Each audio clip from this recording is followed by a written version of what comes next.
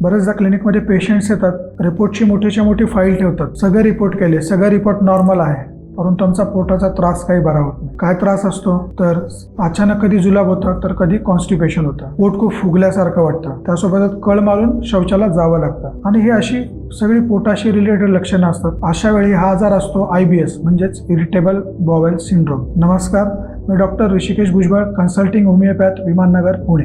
आता आपण या व्हिडिओमधून जाणून घेणार आहोत IBS म्हणजे नक्की काय, त्याची लक्षणे कोणती आणि त्याच्यावर होमिओपॅथीमध्ये मुळापासून कसा उपचार केला जातो. IBS हा एक आतड्यांचा फंक्शनल डिसऑर्डर आहे, म्हणजे आतड्याची पूर्ण रचना ही नॉर्मल असते, परंतु त्याची काम करण्याची पद्धत मात्र बिघडलेली असते. तर यालाच आपण IBS असं म्हणतो. IBS ची महत्त्वाची लक्षणे असतात की पोट खूप फुगल्यासारखं वाटणं, गॅसेस होणं, कधी जुलाब होणं तर कधी कॉन्स्टिपेशन होणं. तर हे सगळं IBS ची महत्त्वाची लक्षणं असतात. यामध्ये एक महत्त्वाची गोष्ट आपण जाणून घेतली पाहिजे की IBS हा काही कॅन्सर नाही किंवा IBS हा संसर्गजन्य सुद्धा नाही. आता आपण समजून घेऊयात IBS ची महत्त्वाची कारणे. त्याचं सगळ्यात महत्त्वाचं कारण आहे की स्ट्रेस, टेन्शन किंवा गट ब्रेन कनेक्शन जे असतात ते बिघडणे, हे याचं सगळ्यात महत्त्वाचं लक्षण आहे. मेंदू आणि आपले आतडे सतत एकमेकावर काही परिणाम करत असतात, त्यामुळेच गटला बऱ्याचशा सेकंड ब्रेन असंही म्हटलं जातं आणि बरेचदा IBS ला माइंड गट डिसऑर्डर असंही म्हटलं जातं. स्ट्रेस, टेन्शन नंतर दुसरं महत्त्वाचं लक्षण आहे की चुकीची जीवनशैली, चुकीची आहारशैली. बऱ्याचशा लोकांना वेळ खूप कमी असतो किंवा खूप घाईघाईत खाल्लं जातं, त्यामुळे सुद्धा हा परिणाम खूप जास्त होतो. त्यासोबतच जंक फूड जास्त प्रमाणात खाल्लं जातं, त्यामुळे IBSचं प्रमाण खूप वाढत चाललेलं आहे. त्यानंतर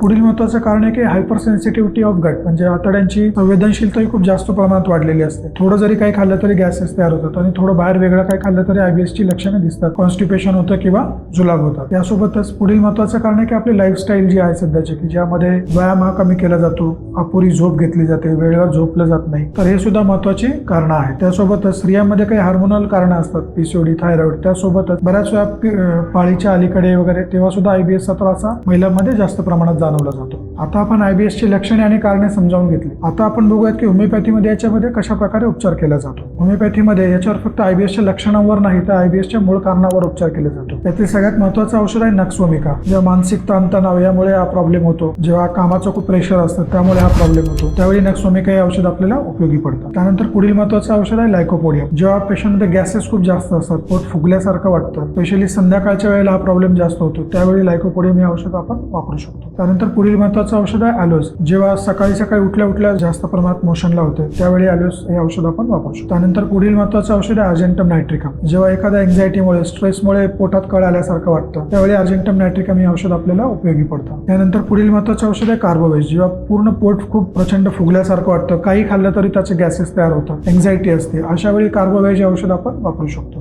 अशा प्रकारे होमिओपॅथीमध्ये खूप सारी औषधं उपलब्ध आहेत, त्यातली आपण काही आता आपण बघितली, परंतु ही सगळी औषधं पेशंट टू पेशंट बदलतात, त्याचे डोसेस वेगवेगळे असतात, त्यामुळे ही सगळी औषधं डॉक्टरांच्या सल्ल्यानेच घ्यावी. तर आपण होमिओपॅथिक औषधांसोबतच जर काही पथ्य पाळली, जर डाएटच्या काही गोष्टी फॉलो केल्या जे आपल्या डे टू डे रुटीनमध्ये, तर आपल्याला खूप लवकर आणि चांगला रिलीफ मिळतो आणि त्याचा आपल्याला पुढील पूर्ण ट्रीटमेंटमध्ये त्याचा उपयोग होतो आणि विदाऊट औषधं सुद्धा तुम्ही व्यवस्थित राहू शकता. त्यामध्ये आता आपण बघूयात की काय आपण खाल्लं पाहिजे. आपण जनरली हलकं आणि गरम अन्न खाल्लं पाहिजे, म्हणजे पचायला सहज असेल, सोपं असेल असं. मुगाच्या डाळीचं वरण, भात, ज्वारीची भाकरी असं आपण खाल्लं पाहिजे. यासोबतच जेवण वेळेवर करणंही खूप महत्त्वाचं आहे IBSच्या पेशंटमध्ये. त्यासोबतच जर तुम्ही कोमट पाणी पिलं तर त्याचाही आपल्याला IBS कंट्रोल ठेवण्यासाठी खूप मोठा उपयोग होईल. भाज्यामध्ये तुम्ही दोडका, दुधी भोपळा, गाजर हे सगळं तुम्ही भाज्यामध्ये डाएटमध्ये ठेवू शकता. आता आपण बघूयात की IBS मध्ये काय खाल्लं नाही पाहिजे. सगळ्यात महत्त्वाचं स्पायसी, खूप तिखट, बाहेरचं जंक फूड जे आपण खातो ते पूर्णतः बंद केलं पाहिजे, त्यामुळे IBS हा आजार खूप मोठ्या प्रमाणात वाढतो. त्यानंतर जर तुम्हाला जास्त चहा, कॉफी याची सवय असेल, ती सुद्धा कमी केली पाहिजे. दिवसात एखादा 2 वेळा चहा, कॉफी ठीक आहे, परंतु जर तुमचा त्यापेक्षा जास्त होत असेल तर ते तुमचा IBS नक्कीच ट्रिगर करणार. त्यासोबतच बेकरी पदार्थ, मैदा वगैरे हे जे आहेत तेही सुद्धा टाळले पाहिजे. या सुद्धा काही बेसिक गोष्टी आहेत ज्या तुम्ही फॉलो केल्या पाहिजेत. यासोबतच अजून एक महत्त्वाची गोष्ट की जेव्हा तुम्ही अँटीबायोटिक्स खूप जास्त प्रमाणात घेतले जातात, त्यावेळी ते इतर बॉडीबरोबरच आपल्या पोटामधील गुड बॅक्टेरियाज आहेत त्या सुद्धा संपवतात. ते गुड बॅक्टेरियाज गेल्यामुळे सुद्धा आपलं पोट वारंवार बिघडतं आणि IBS होतो. त्यासाठी अँटीबायोटिक्सचा ओव्हरयूज हा सुद्धा आपण टाळला पाहिजे. आता आपण पाहिलं की IBS हा एक आजार नाही तर तो एक लाईफस्टाईलचा इशारा आहे. जर आपण आपलं लाईफस्टाईल योग्य वेळी सुधारलं तर आपलं पोटही नक्कीच नीट राहू शकतं आणि IBS सारखे आजार आपल्याला होणार नाही. तर तुम्हालाही असा काही प्रॉब्लेम असेल, IBS ची काही लक्षणं जाणवत असेल तर तुम्ही होमिओपॅथिक उपचार सुरू करू शकता. आपलं ऑनलाईन कन्सल्टेशनही उपलब्ध आहे. खाली दिलेल्या नंबरवर तुम्ही व्हॉट्सअप करू शकता किंवा कॉल करून ट्रीटमेंट आपली चालू करू शकता. आपला व्हिडिओ तुम्हाला आवडला असेल तर नक्की शेअर करा, लाईक करा, सबस्क्राईब करा